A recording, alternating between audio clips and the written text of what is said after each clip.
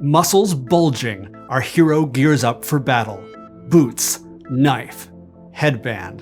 And with his signature rocket launcher, he's ready to take on a savage horde as a one-man army. Just another day in Indonesia.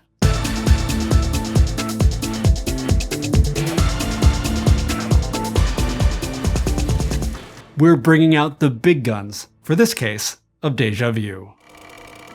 First Blood introduced us to John Rambo in 1982, but it was the sequel, 1985's Rambo First Blood Part 2, that redefined the action movie, set the template for countless imitations, and cemented Rambo's muscle-bound, survival knife-wielding, headbanded look in the international consciousness.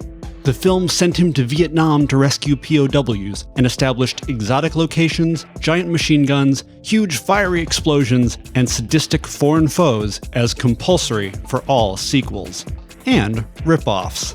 In The Intruder, ex-cop and muscly Good Samaritan Rambo runs afoul of criminal kingpin John White.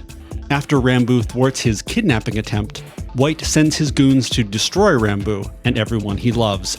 Soon, Rambo is entangled with a second criminal organization and, pushed to his physical and emotional limit, unleashes his fury and so many bullets in brutal revenge.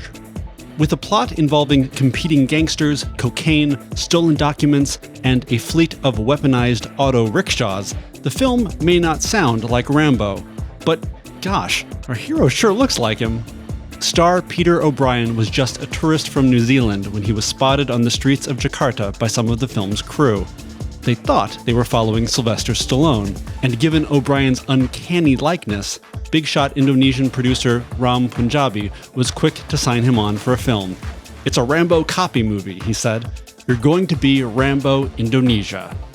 Indonesia has a long history of applying its own style to Hollywood. Some of the earliest Indonesian films were adapted from Hollywood hits like Dracula, Zorro, and Tarzan. And while Indonesian cinema can boast a heritage all its own, occasional remakes found their way into the mix, from versions of Exorcist to The Terminator. By the 1980s, many films were also being made with an eye toward the international video market. Foreign buyers were keen on the exotic look of Indonesian films, and especially keen on the ones with a little bit of sex and a lot of violence and action. And if the leads looked a little more Western, that was even better. So Rambo was ideal grist for the mill. While he may be an American-made hero, his appeal is international. Stallone has balked at Rambo's adoption as a symbol of American jingoism, pointing out the character's disdain for the system and his choice not even to live in America. And Rambo 2's director George P. Cosmatos insists that the film is, at its foundation, a straightforward story of an underdog battling insurmountable odds. The Intruder is a terrific example of a fun phenomenon in pop culture and cross-cultural remakes. Iconic characters stretched to the limits of recognizability, but still just iconic enough to be familiar and marketable. It happens a lot with comic book characters. Entire franchises reboot, giving their characters all new backstories.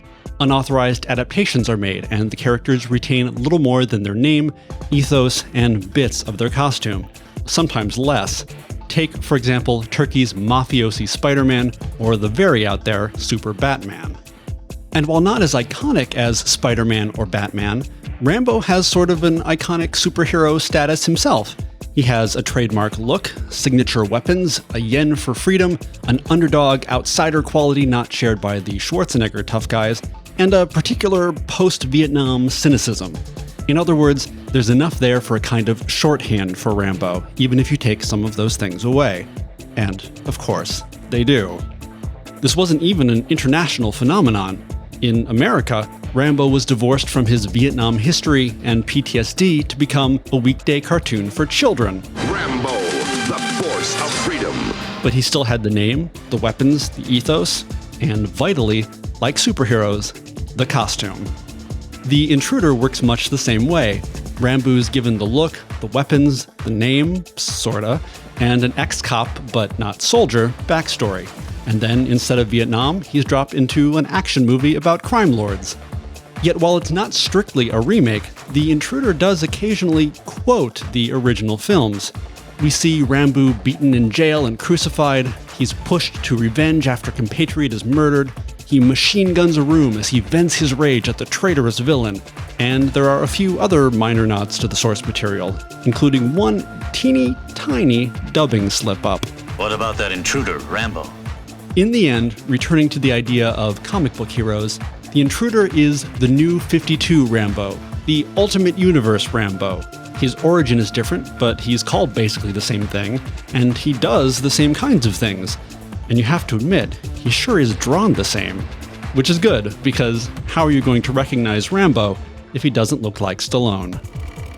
Actually, that was less of a problem than you might think. As the Intruder was being made, every shot of the Western actors was filmed a second time, but with Indonesian stars. The upshot is that The Intruder, starring Peter O'Brien, was released internationally, and an alternate and nearly identical film, Pembalasan Rambo, Rambo's Revenge, starring Eddie Darmo, was produced for an exclusively local audience. But that's for the episode on the Indonesian Rambo. Thanks so much for watching, and we'll see you next week.